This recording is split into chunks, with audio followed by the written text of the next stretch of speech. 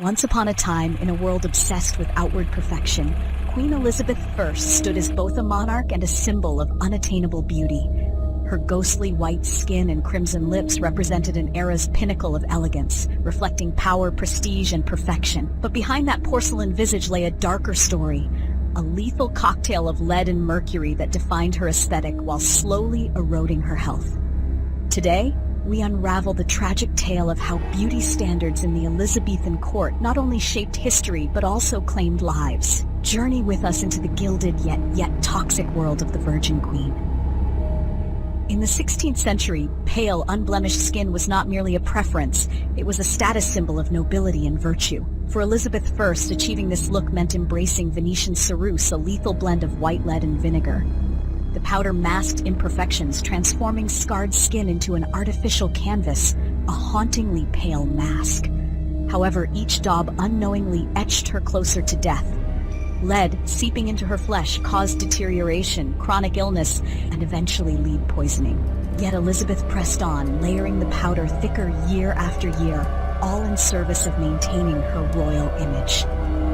White wasn't the only standard.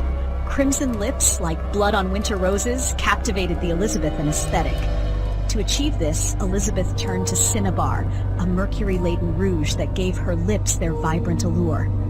The mineral, absorbed through daily use, introduced neurological impairments, memory loss, and depression that reportedly plagued the Queen later in life. Beauty came at a dear price, a notion her court ignored as she symbolized strength and sophistication. Imagine the toll of leaving toxic substances on one's skin for weeks. Elizabeth's maids employed a concoction of eggshells, alum, and mercury to strip the hardened layers of ceruse from her face. Instead of rejuvenating her skin, the mixture painfully peeled it away, layer by layer. Ironically, the concoction offered a temporary softening effect. It was, after all, exposing raw flesh beneath. The cyclical destruction meant Elizabeth, like countless women of her era, was in a constant battle against the very beauty standards she demanded. Elizabeth's dependence on her lead-based armor heightened after surviving smallpox in 1562. Scars from the disease rippled through her self-image, compelling her to shield any hint of imperfection. In a patriarchal world where physical appearance defined a woman's worth, scars could eclipse her virtues. Elizabeth's friend, Mary Sidney, also bore pox scars, testament to the indelible devilry of the disease. For Elizabeth, though, the stakes were higher.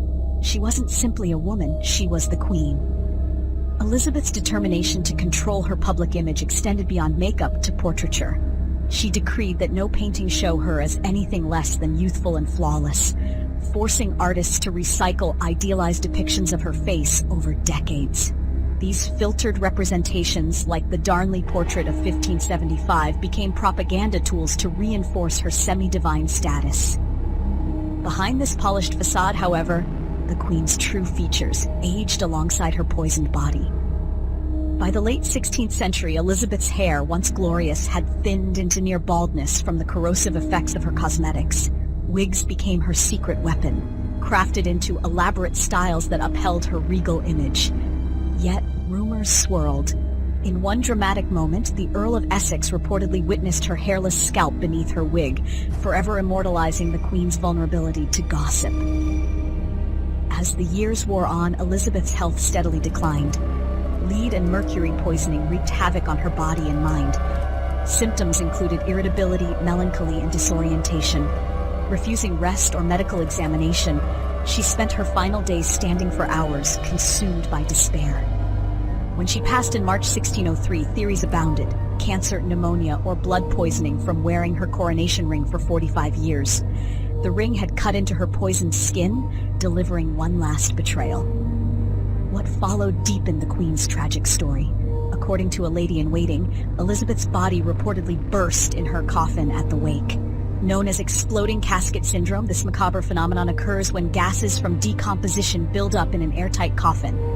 Whether fact or propaganda, the tale underscores how toxicity on every level pervaded Elizabeth's life, even in death. Lead cosmetics were not deemed poisonous until 1634, decades after Elizabeth's death. Prior to this acknowledgement, countless individuals suffered in the name of beauty, a tradition that endures in some form even today. Asserting beauty as power, Elizabeth knew these risks but pushed forward. Her suffering highlighted the immense pressure women, especially those in power, face to meet impossible ideals.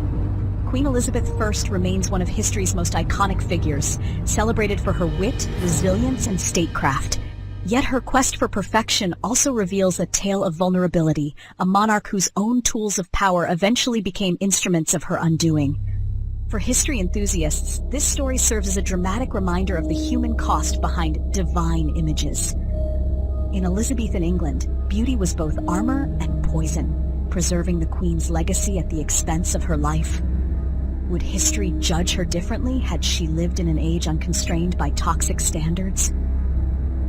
The Virgin Queen's life is a lesson in contradictions, woven together by ambition, perseverance, and tragedy, not unlike the layers of lead and mercury she painstakingly applied each day.